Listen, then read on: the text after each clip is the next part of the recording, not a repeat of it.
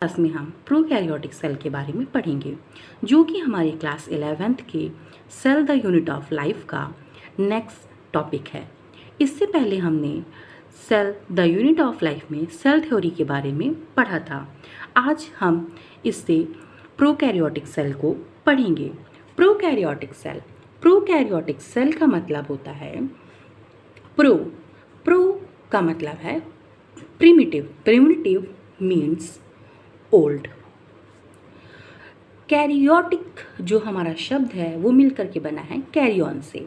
Carrion का मतलब होता है nucleus. Primitive type of nucleus present in the cell is called prokaryotic cell. It means जिन cells के अंदर प्रिमिटिव टाइप या ओल्ड टाइप का न्यूक्लियस पाया जाता है उन्हें हम प्रोकैरियोटिक सेल कहते हैं। अब हम देखते हैं कि प्रोकैरियोटिक सेल के अंदर जो ऑर्गेनिज्म आते हैं वो mainly bacteria, BGA means blue green algae, PPLO and mycoplasma होता है। अब हम देखते हैं कि जो हमारी प्रोकैरियोटिक सेल हैं वो किस तरीके की होती हैं और हम एक एक करके अपनी प्रोकैरियोटिक सेल के बारे में पढ़ते हैं। They are generally smaller and multiply more rapid than eukaryotic cell। जो हमारी प्रोकैरियोटिक सेल होती हैं वो जनरली स्मॉलर होती हैं। क्या होती हैं? स्मॉलर होती हैं और मल्टीप्लाई करती हैं रैपिडली मतलब बहुत जल्दी से मल्टीप्लाई करती हैं यूकैरियोटिक सेल से। मतलब कि जो हमारी प्रोकैरियोटिक सेल होती है वो यूकैरियोटिक सेल से साइज़ में छोटी होती है या स्मॉलर होती है और ये बहुत जल्दी से मल्टीप्लाई करती हैं। मतलब इनको एक सेल से 2 सेल बनने में ज़्यादा टाइम नहीं लगता है और ये बहुत ही रैपिडली मल्टीप्लाई करती हैं। ये बात हमारी किसके लिए होती है? प्रोकैरियोटिक सेल के लिए। They are very greatly in shape and size. मतलब इनके अंदर बहुत ज़्यादा वेरिएशन पाया जाता है शेप और साइज़ में। इनका शेप और साइज़ बहुत ज़्यादा वेरी करता है। The organization of the prokaryotic cell is fundamentally similar. मतलब जो इनका ऑर्गेनाइजेशन होता है, जितनी भी प्रोकैरियोटिक सेल्स हैं उनका जो ऑर्गेनाइजेशन होता है वो फंडामेंटली मतलब बेसिक नेचर पर सिमिलर होता है। मतलब जितनी भी प्रोकैरियोटिक सेल होती हैं वो मेनली एक दूसरे की जैसी ही होती हैं। मतलब उनका जो स्ट्रक्चर होता है, उनका जो ऑर्गेनाइजेशन है वो मेनली सिमिलर होता है। लगभग सबका एक जैसा ही ऑर्गेनाइजेशन पाया जाता है।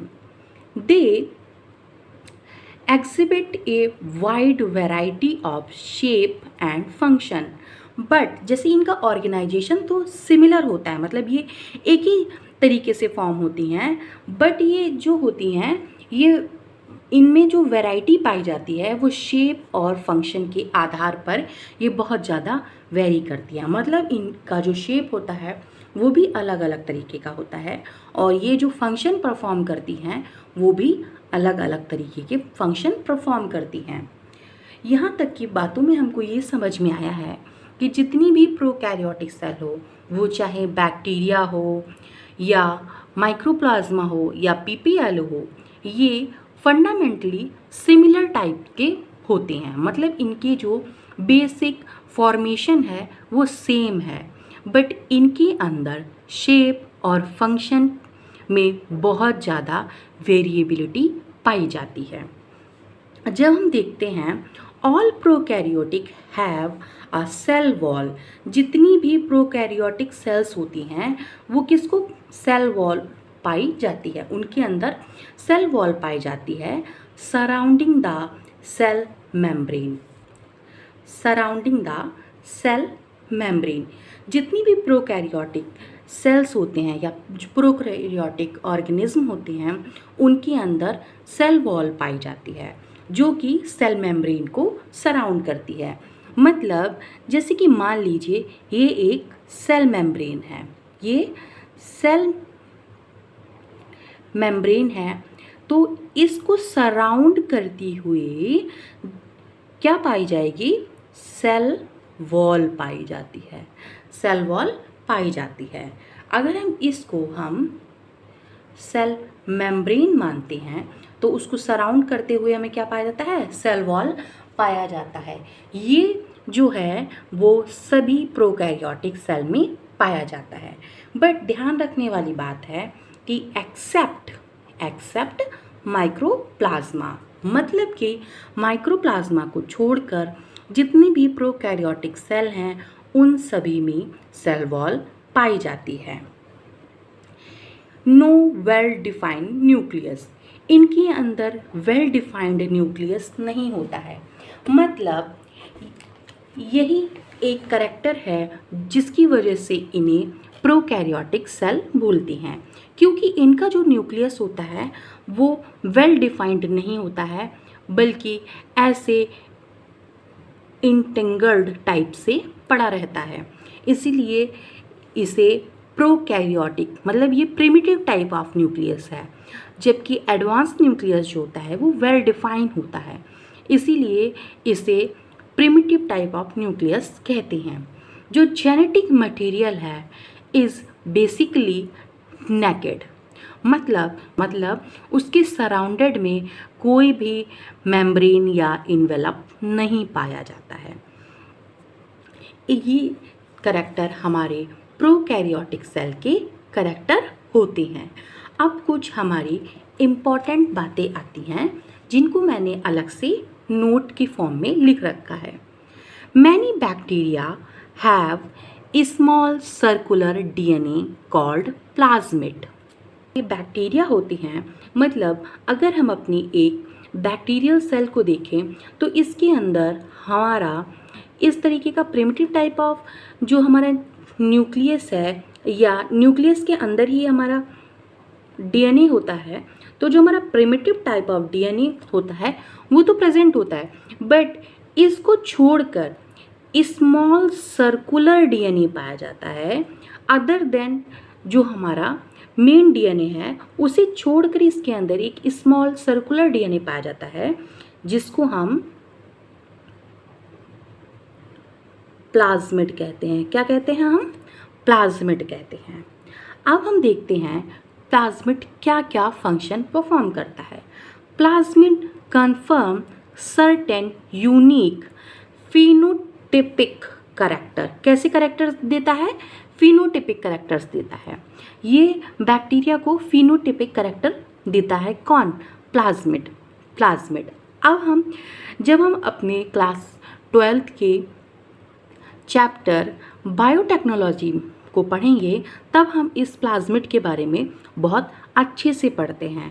प्लाज्मिड की वजह से जो बैक्टीरिया होते हैं वो रेजिस्टेंस हो जाते हैं टू एंटीबायोटिक्स। एंटीबायोटिक्स के लिए रेजिस्टेंस शो कर देते हैं bacteria because of presence of plasmid. Plasmid की प्रेजेंस के कारण ही बैक्टीरिया के अंदर एक नया करैक्टर आ जाता है, जिसकी वजह से वो एंटीबायोटिक्स जो होते हैं उनके लिए प्रतिरोधक क्षमता दिखाते हैं। मतलब कि जब हम कभी भी एंटीबायोटिक्स डालते हैं तो बैक्टीरिया जनरली डिस्ट्रॉय नहीं होते हैं जिनके अंदर ये प्लाज्मिड पाया जाता है।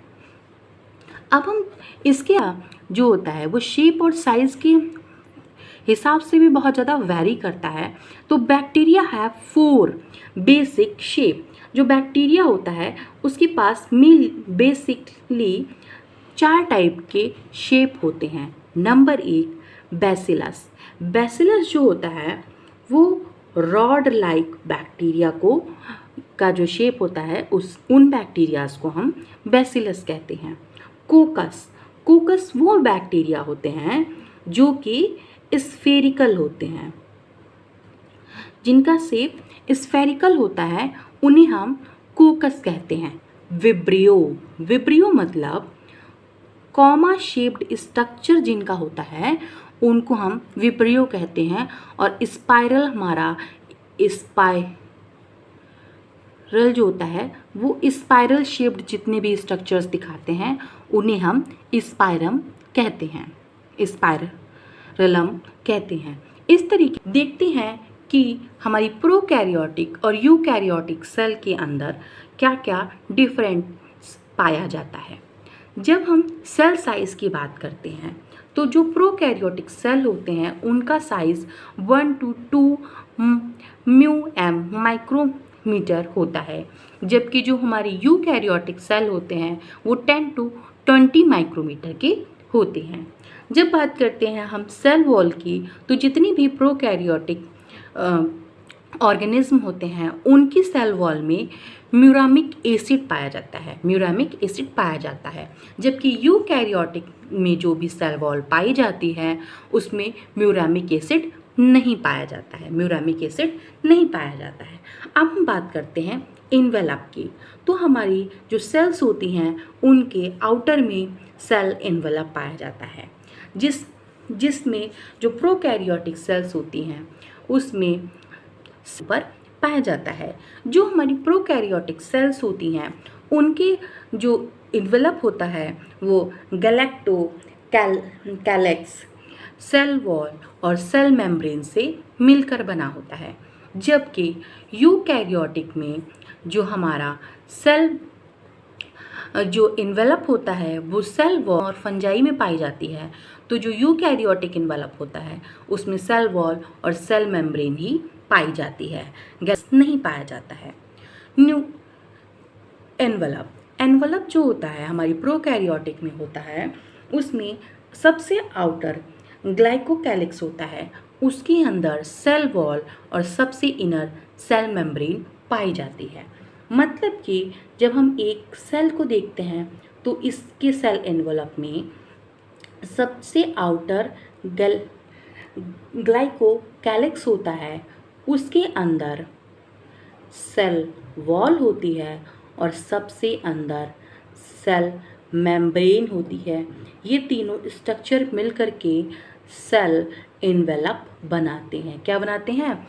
सेल इन्वेलप बनाते हैं।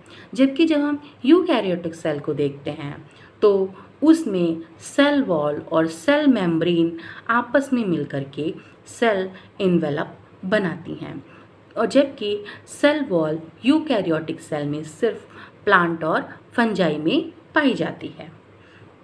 जब हम बात करते हैं न्यूक्लियस की तो प्रोकैरियोटिक में जो न्यूक्लियस होता है वो प्रिमिटिव टाइप ऑफ न्यूक्लियस होता है, मतलब उसमें नॉन मेम्ब्रेनस होता है।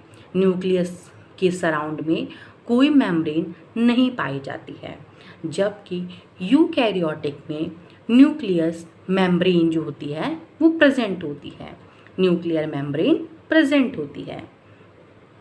डीएनए हमने अभी पढ़ा था, प्रोकैरियोटिक में डीएनए नेकेड होता है और एक सर्कुलर टाइप का डीएनए पाया जाता है, जबकि यूकैरियोटिक सेल में डीएनए लीनियर होता है। किस तरीके का होता है? लीनियर होता है। जब हम अपनी क्लास 12th की अगली चैप्टर में पढ़ेंगे तो हमको पता चलेगा कि डीएनए की पैकेजिंग के लिए हिस्टोन प्रोटीन नामक प्रोटीन पाई जाती है। ये प्रोटीन प्रोकैरियोटिक सेल में नहीं होती है, इसीलिए इसका जो डीएनए होता है वो नॉन हिस्टोनिक होता है, जबकि यूकैरियोटिक सेल में हिस्टोन प्रोटीन पाई जाती है। अब हम बात करते हैं राइबोसोम की। तो प्रोकैरियोटिक सेल में 70S फ्री राइबोसोम प्रेजेंट होता है साइटोप्लाज्म के अंदर, जबकि यूकैरियोटिक सेल में 80S राइबोसोम जो होता है वो प्रेजेंट होता है साइटोप्लाज्म में, जबकि अदर ऑर्गेनल्स में 70S राइबोसोम भी प्रेजेंट होता है। मतलब यूकैरियोटिक के अंदर 70S एंड 80S दोनों टाइप के राइबोसोम प्रेजेंट होते हैं। माइक्रोबॉडीज़ जो होती हैं वो प्रोकैरियोटिक सेल में अब्सेंट होती हैं, जबकि यूकैरियोटिक सेल के अंदर ये प्रेजेंट होती हैं। उसके बाद हम जब साइटोस्केलेटन की बात करते हैं तो साइटोस्केलेटन जो होता है वो प्रोकैरियोटिक सेल में अब्सेंट होता है जबकि यूकैरियोटिक सेल में प्रेजेंट होता है। सेल ऑर्गेनेल्स की बात करते हैं तो मेनली प्रोकैरियोटिक सेल में सेल ऑर्गेनेल नहीं पाए जाते हैं, बट अगर सेल ऑर्गेनेल पाए जा रहे हैं मतलब प्रेजेंट हैं तो वो कैसे होते हैं, नॉन मेम्ब्रेनस होते हैं, मतलब उनके आउटर में कोई भी मेम्ब्रेन नहीं पाई जाती है।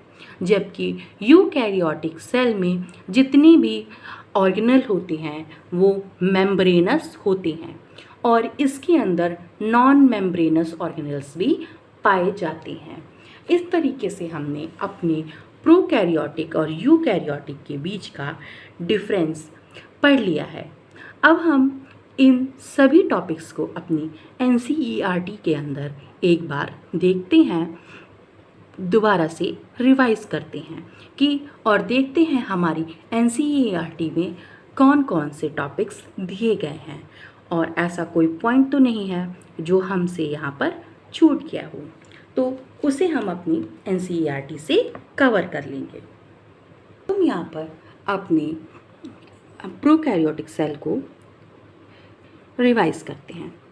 The prokaryotic cell are represented by bacteria, blue green algae, mycoplasma and PPLO। PPLO का फुल फॉर्म है pleuro pneumonia like organism.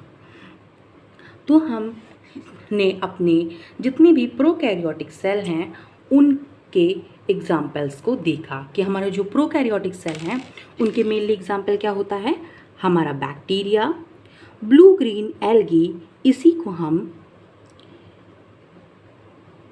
BGA कहते हैं, और माइक्रोप्लाज्मा PPLO। PPLO का फुल फॉर्म होता है pleuro pneumonia like organism, PPLO। They are generally smaller and multiply more rapid than eukaryotic cell। ये generally कैसे होते हैं, ये हमारे स्मॉलर होते हैं, मतलब यूकैरियोटिक सेल से छोटे होते हैं और रैपिडली मल्टीप्लाई करते हैं यूकैरियोटिक सेल से, मतलब इनमें जो सेल डिवीज़न होता है वो बहुत ही फास्ट होता है, जबकि यूकैरियोटिक सेल के अंदर सेल डिवीज़न स्लो होता है।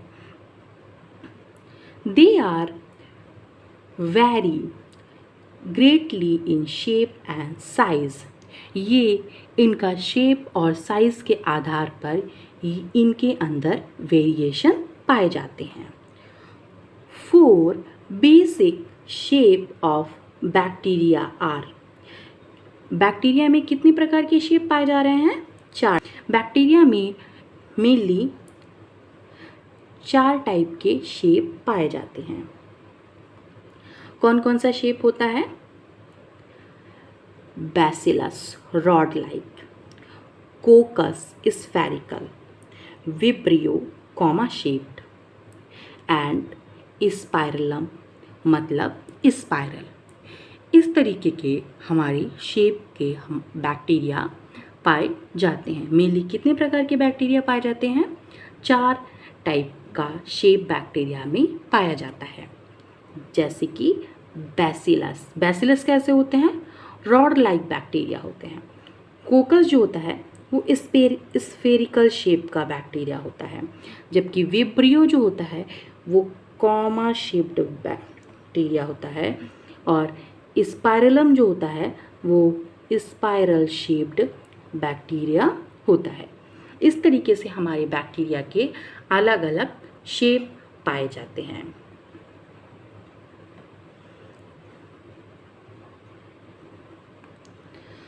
The organization of the prokaryotic cell is fundamentally similar, even through prokaryotes exhibit a wide variety of shapes and function।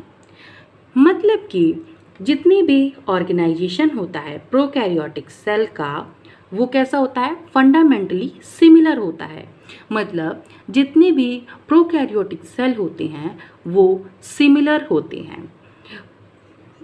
But इनकी जो वैरायटी होती है वो किस पर बेस्ड होती है? शेप और फंक्शन के। शेप और फंक्शन के आधार पर इनमें बहुत ज़्यादा वेरिएशन पाया जाता है। Prokaryote have cell wall surrounding the cell membrane. Prokaryotes में सेल वॉल पाई जाती है। सेल ये एक प्रोकैरियोटिक सेल है, इसकी ये सेल मेम्ब्रेन है, तो इसके आउटर में हमें सेल वॉल दिखाई देगी। प्रोकैरियोट्स में सेल मेम्ब्रेन के आउटर में सेल वॉल पाई जाती है, एक्सेप्ट इन माइक्रोप्लाज्मा। माइक्रोप्लाज्मा एक ऐसी प्रोकैरियोटिक सेल है जिसमें सेल वॉल नहीं पाई जाती है।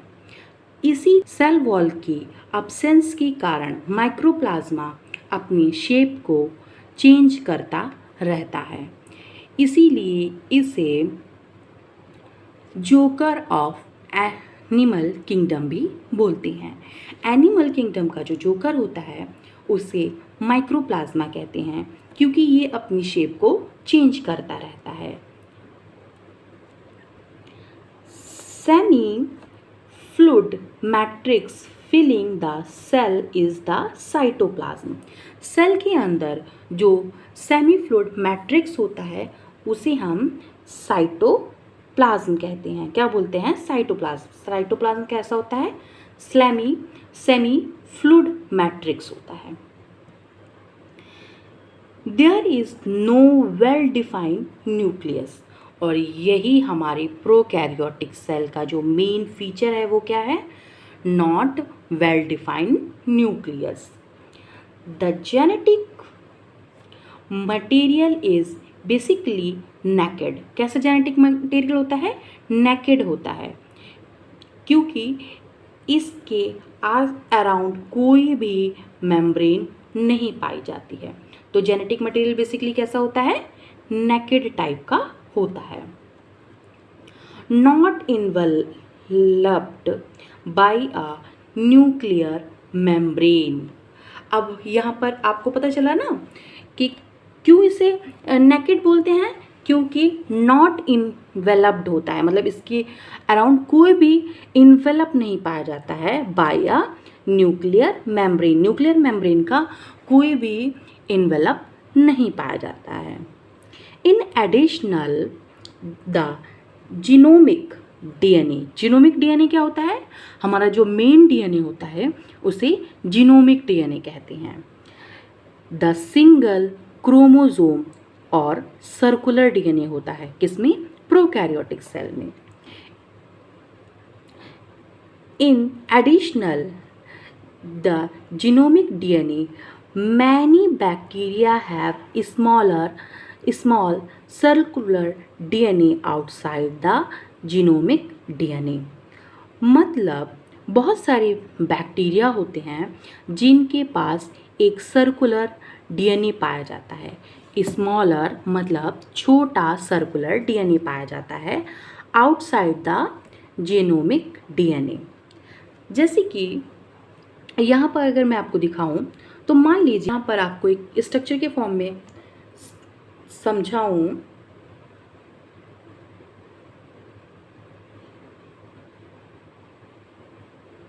अगर मैं आपको यहाँ पर एक स्ट्रक्चर के फॉर्म में समझाऊं तो मानिए जैसे कि ये एक प्रोकैरियोटिक सेल है, तो प्रोकैरियोटिक सेल के अंदर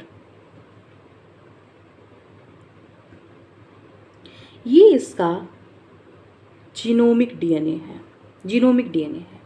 बट इसके अलावा इसके अंदर एक छोटा सा सर्कुलर डीएनए पाया जाएगा जो कि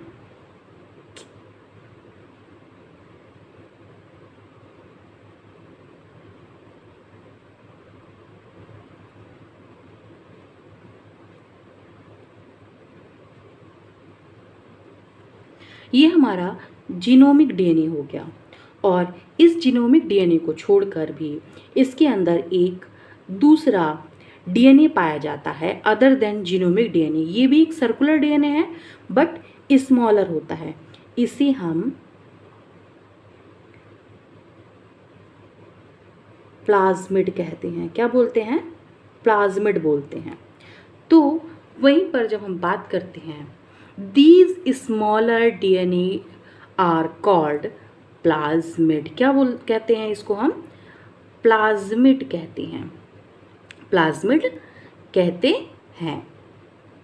plasmid DNA confers certain unique phenotypic character to such bacteria। मतलब जिन बैक्टीरिया के अंदर प्लाज्मिड पाया जाता है, उनके अंदर बैक्टीरिया के अंदर प्लाज्मिड पाया जाता है, उनके अंदर यूनिक फिनोटिपिक कैरेक्टर्स पाए जाते हैं। कैसे कैरेक्टर्स पाए जाते हैं? फिनोटिपिक कैरेक्टर पाए जाते हैं, जो कि क्या है? इस बैक्टीरिया का यूनिक कैरेक्टर होता है। ये एक बहुत ही इम्पॉर्टेंट एनसीईआरटी की लाइन बन जाती है, क्योंकि इससे नीट में क्वेश्चन अराइज होता है कि जो प्लाज्मिड होता है वो कौन सी कैरेक्टर शो करता है? वो यूनिक फिनोटिपिक कैरेक्टर को डिफाइन करता है। और वो कैरेक्टर क्या होता है? Such characters is resistance to antibiotics. जो ये कैरेक्टर होता है, इसकी वजह से जो बैक्टीरिया होता है वो किस एंटीबायोटिक्स के लिए रेजिस्टेंस शो करता है, रेजिस्टेंस शो कर देता है एंटीबायोटिक्स के लिए। इस बात को हम जो बायोटेक्नोलॉजी यूनिट होती है हमारी क्लास 12 की, उसके अंदर पढ़ते हैं। In higher classes you will learn this plasmid DNA is used to monitor bacterial transformation with foreign DNA। जो DNA होता है वो ट्रांसफॉर्मेशन कर देता है फॉरेन DNA के साथ बैक्टीरिया में। बैक्टीरिया में जो DNA होता है, ये एक reproduction, type of reproduction in bacteria में हम इसको अच्छे से डिफाइन करेंगे कि कैसे एक बैक्टीरिया का DNA दूसरे बैक्टीरिया में ट्रांसफॉर्मेशन किया जाता है या ट्रांसफ़र किया जाता है। Nuclear membrane is found in eukaryotes. Eukaryotes में न्यूक्लियर मेम्ब्रेन का पाया जाना किसका फीचर है? यूकैरियोट्स का फीचर है। No organelles like the one in eukaryotes are found in prokaryotic cells. ऐसा कोई भी ऑर्गेनेल नहीं है जो कि हमारी यूकैरियोट्स में पाया जाता है और वो ऑर्गेनल्स प्रोकैरियोट्स में भी पाया जाए। मतलब कि जो ऑर्गेनल्स यूकैरियोट्स में पाए जाते हैं वो ऑर्गेनल्स प्रोकैरियोटिक सेल में नहीं पाए जाते हैं, एक्सेप्ट राइबोसोम। राइबोसोम ऐसा ऑर्गेनेल है जो प्रोकैरियोटिक और यूकैरियोटिक दोनों टाइप ऑफ की सेल्स में पाया जाता है। Prokaryotes have something unique in the form of inclusions. जो प्रोकैरियोटिक सेल्स होती हैं उनके अंदर इंक्लूजन्स पाए जाते हैं जो कि प्रोकैरियोटिक सेल का यूनिक कैरेक्टर है। A specialized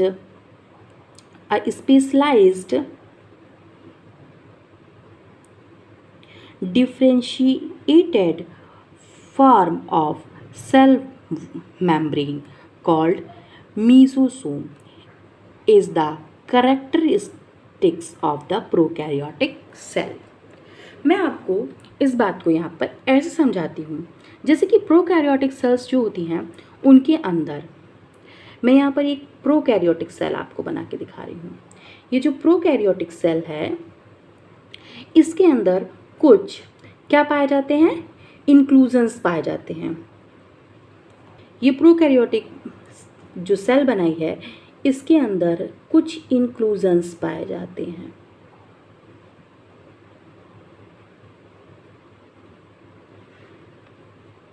जो हमारी किस में पाए जाते हैं? सेल मेम्ब्रेन में। किसकी वजह से पाए जाते हैं? सेल मेम्ब्रेन की वजह से। अब यहाँ पर सेल मेम्ब्रेन जो होता है वो डिफ्रेंशिएट होकर के कुछ इनर साइड में, मतलब इनर साइड में फोल्ड शो करती है, फोल्ड दिखा देती है, जिन्हें हम मीजोसोम कहते हैं। क्या बोलते हैं? जो हमारी सेल मेम्ब्रेन होती है, जो हमारी सेल मेम्ब्रेन है, वो कुछ इनर फोल्ड शो कर देती है, सेल के अंदर कुछ फोल्ड शो कर देती है हमारी सेल मेम्ब्रेन, जिसे हम मीजोसोम कहते हैं, मीजोसोम कहते हैं। और मीजोसोम का पाया जाना प्रोकैरियोटिक सेल का यूनिक करैक्टर होता है। क्या होता है? यूनिक करैक्टर होता है। They are essential infolds of cell membrane. ये एक इसेंशियल इनफोर्स होते हैं सेल मेम्ब्रेन के, क्योंकि यही वो फोर्स हैं जिनके अंदर हमारी जो ऑक्सीडेशन प्रोसेस होता है वो होता है। मतलब कुछ, अब हम यहाँ पर कुछ डायग्राम्स को देखते हैं जो कि हमारी एनसीईआरटी में दिए गए हैं।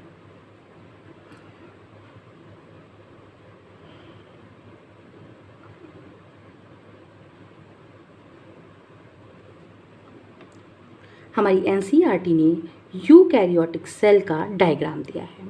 यूकैरियोटिक सेल का जो साइज़ होता है वो टिपिकल कितना होता है? 10 to 20 माइक्रोमीटर। वहीं पर जब हम देखते हैं हमारे प्रोकैरियोटिक सेल, टिपिकल बैक्टीरिया का साइज़ 1 to 2 माइक्रोमीटर होता है।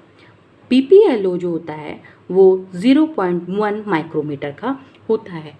हमने अपनी सेल के फर्स्ट लेक्चर में पढ़ा था कि जो पीपीएलओ है वो स्मॉलेस्ट सेल होती है। स्मॉलेस्ट सेल कौन होता है? पीपीएलओ। जो वायरस होते हैं वो 0.02 to 0.2 माइक्रोमीटर के होते हैं। यहाँ पर आपके दिमाग में एक सवाल आ सकता है कि जो पीपीएलओ है वो 0.1 है, जबकि वायरस का साइज़ 0.02 या 0.2 माइक्रोमीटर तक का है, तो क्या वायरस जो है वो सबसे छोटी सेल नहीं हो सकते?